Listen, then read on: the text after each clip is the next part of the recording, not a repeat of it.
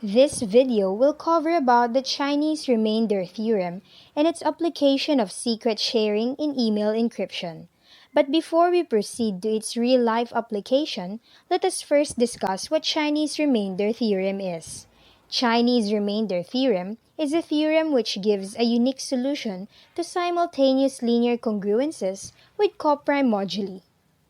In number theory, there are concepts that are needed and will be used prior to perform the Chinese remainder theorem, one of which is the concept of relatively prime numbers. Relatively prime numbers are integers that do not have common factor other than 1, which means that 1 is their greatest common divisor. For example, the set 10, 7, and 3 is considered as a relatively prime number because other than 1, they do not share any common divisor. Another concept that is surely needed in the Chinese remainder theorem is the usage of the modulo operation. It is a way to determine the remainder of a division operation.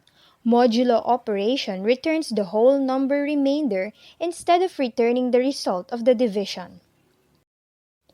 A mod C is the representation on how modulo operation is used. For example, 10 mod 1 equals 0. 10 divided by 1 equal to 10, which means that there is no remainder. That is why 0 is the answer for this modulo operation. Another example, 10 mod 4 equals 2. 10 divided by 4 will produce a remainder of 2. 2 multiplied by 4 will result to 8, and when 8 is subtracted to 10, there will be 2 left. That is why 2 is the resulting remainder. Now that we know the concept of relatively prime numbers and how to use the modulo operation, let us now proceed to discuss how does the Chinese remainder theorem works. In this point, the concept of congruence modulo will come. Congruence modulo has the concept of A is congruent to B modulo C, which means that the values of A and B are in the same equivalence class. Mod C tells us what operation we will be applied to A and B. For example, 33 is congruent to 25 mod 8.